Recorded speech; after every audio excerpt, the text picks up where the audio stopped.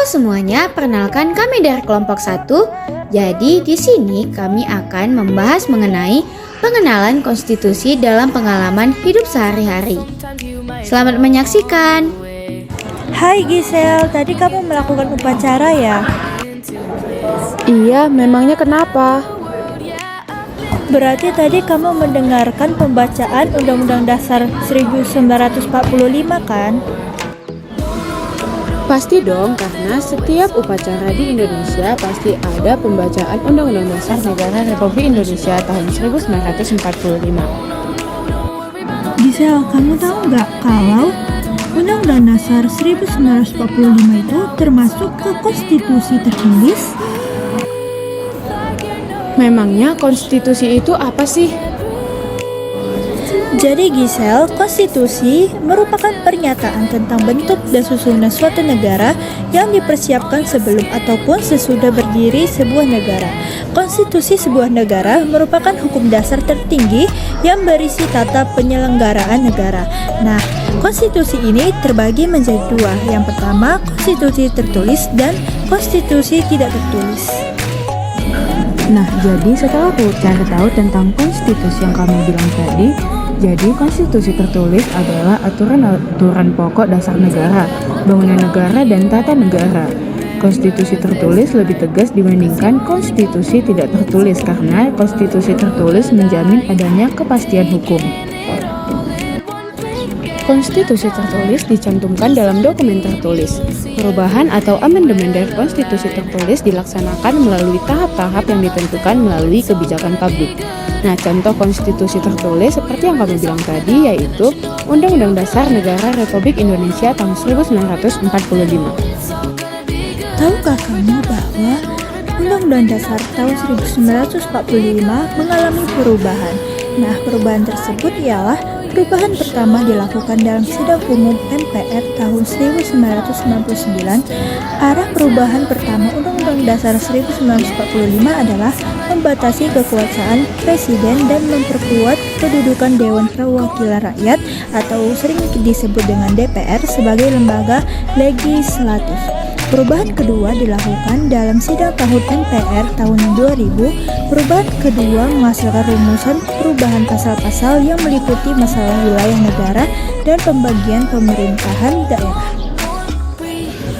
Oh, jadi begitu ya tentang Undang-Undang Dasar Negara Republik Indonesia tahun 1945. Nah, kalau konstitusi tidak tertulis itu seperti apa? Nah, selanjutnya yaitu adalah konstitusi tidak tertulis. Jadi Gisel, konstitusi tidak tertulis itu ialah jika ketentuan-ketentuan yang mengatur tata negara tidak dalam bentuk naskah tertentu, tetapi melalui konvensi ataupun mufakatan. Oleh karena itu, konstitusi tidak tertulis sering disebut juga konvensi.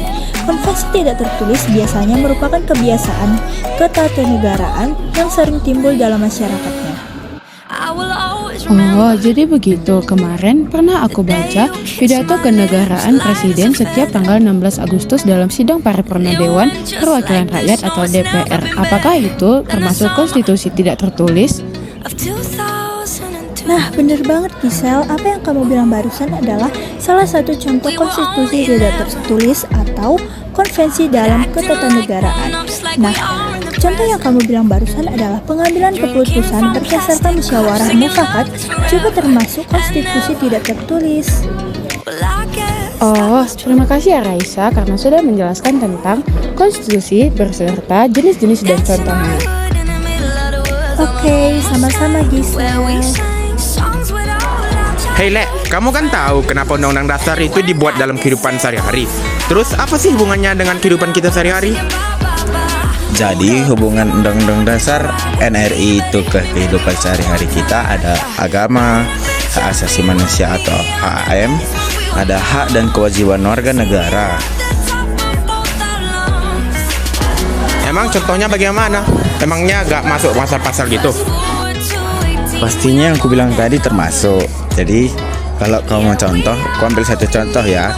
Contohnya di agama itu ada di pasal 29. Yang isinya pasal 29 ayat 1 negara berdasar atas ketuhanan yang Maha Esa.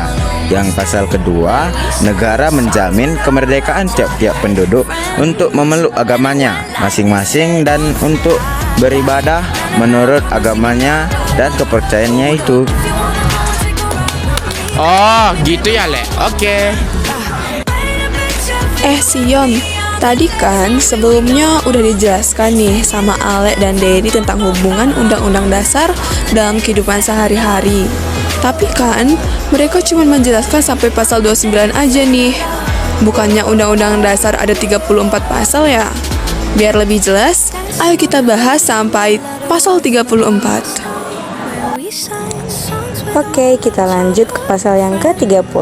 Dalam pasal 30 ini dibahas tentang aturan bela negara, yaitu dapat kita lihat dalam pasal 30 ayat 1 yang berbunyi tiap-tiap warga negara berhak dan wajib ikut serta dalam usaha pertahanan dan keamanan negara. Nah, sekarang kita akan masuk ke dalam pasal 31 dan pasal 32 yang membahas tentang pendidikan dan kebudayaan. Hal ini dapat kita lihat pada pasal 31 ayat 1 yang membahas tentang pendidikan, yaitu berbunyi, setiap warga negara berhak mendapatkan pendidikan. Dan pasal 32 ayat 1 yang membahas tentang kebudayaan, yaitu negara memajukan kebudayaan nasional Indonesia di tengah peradaban dunia dengan menjamin kebebasan masyarakat dalam memelihara dan mengembangkan nilai-nilai budayanya. Nah, yang terakhir itu yaitu pasal 33 dan pasal 34 yang membahas tentang ekonomi dan kesejahteraan sosial. Hal ini dapat kita lihat pada pasal 33 ayat 1 yang berbunyi perekonomian disusun sebagai usaha bersama berdasar atas asas kekeluargaan. Dan pasal 34 ayat 1 yang berbunyi fakir miskin dan anak-anak terlantar dipelihara oleh negara. Sekian materi yang dapat kami sampaikan, kiranya dapat berguna untuk kita semua. Terima kasih.